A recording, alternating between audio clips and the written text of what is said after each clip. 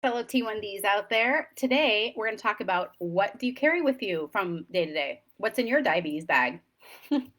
Well, maybe you're just finding me, or maybe you've been following me since March. This is about my 75th, I think, Facebook Live. I started doing these to basically bring inspiration to all of us with type 1 ever since this COVID world began. And I just was really moved that we need more positive voices out there. And we also need better guidance on how to get good blood sugar levels and make our lives easier because now more than ever, it's important to get good blood sugar levels to keep our immune system strong. So I've had diabetes for 40 years, and I personally am on good old fashioned shots. I don't like pen needles because I don't want to sit here and count to 10. And then I feel like often when I pull my pen needle out, there's like a drip of insulin on my skin. So I actually use a syringe and pull insulin out of a pen. That's what I use. And let's see, how's my dex today? Um, I'm doing pretty good. Happy with that. Let's see, my phone isn't really replying on. I'm trying to get it to go like this, and it's just not working today.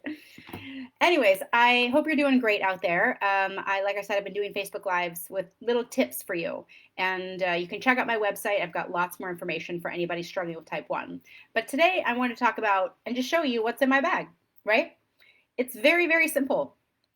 This is my little bag. I like pink.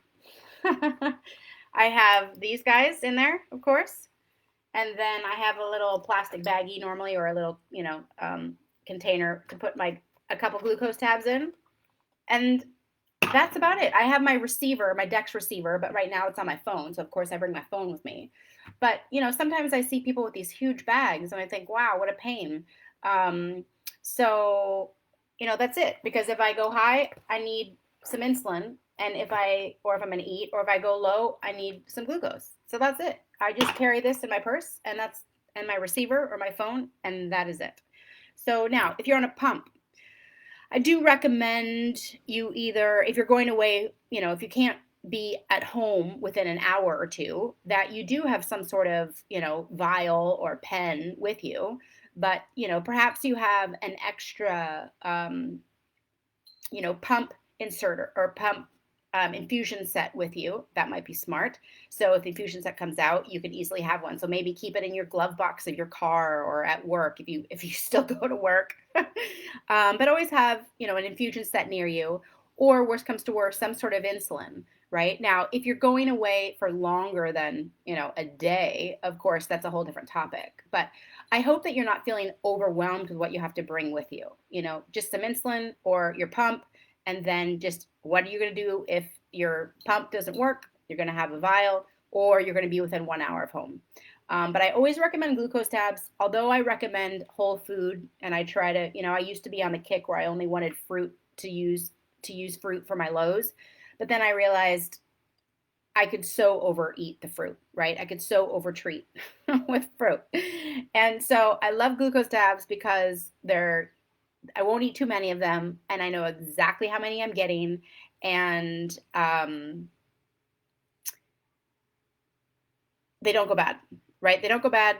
I know exactly how many carbs I'm getting, and I don't overeat. If I ate fruit, I used to bring bananas, they would go bad, or if I would bring grapes, I would overeat them, and dried fruit seemed to not take. It went too long, or I'd eat mangoes, or I'd eat pineapple, and then I would shoot high. And so I finally gave in and said, you know what, glucose tabs, they're reliable and they're easy. So that's what I carry. So I just got a question from Jason. What about carrying a meter should the decks get wonky?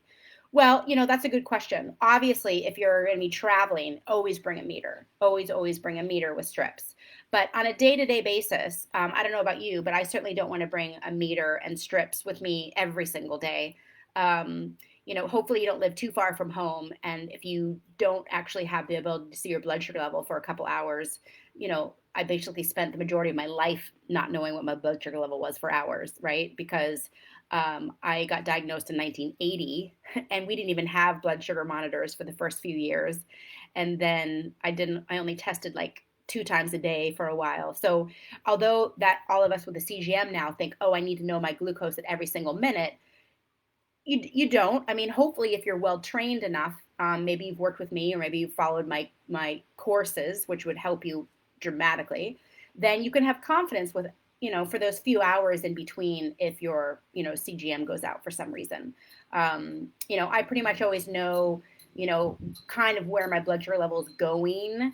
And so if I don't have a meter available or a Dex available for a few hours, that's not really an emergency, right? But of course, that is if you know yourself well and you've dosed your insulin properly and all that stuff. So, but good question, Jason. Thanks for asking. So my goal is to help you with your diabetes and make it simple and make you feel empowered and help you get great numbers. So we deserve to get an A1C at 6.5 or lower. That is the goal. And unfortunately, many people just don't have the support or education to know how to do that. And so if you would like to get better control, take a look at my website. I've got a lot of great resources there. I've dedicated my career to helping those of us with type 1 because I've been in your shoes, right? I have felt frustrated and on a roller coaster and felt like my providers didn't get me, right? I just talked to a patient today in Amsterdam. I talked to a patient yesterday in Pakistan. I have patients in Australia.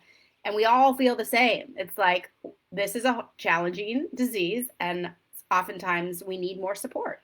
So that's why I created this, daily Facebook Lives and my website and all the courses I have to help you. So if you're struggling, please go to my website and check it out, drjodynd.com.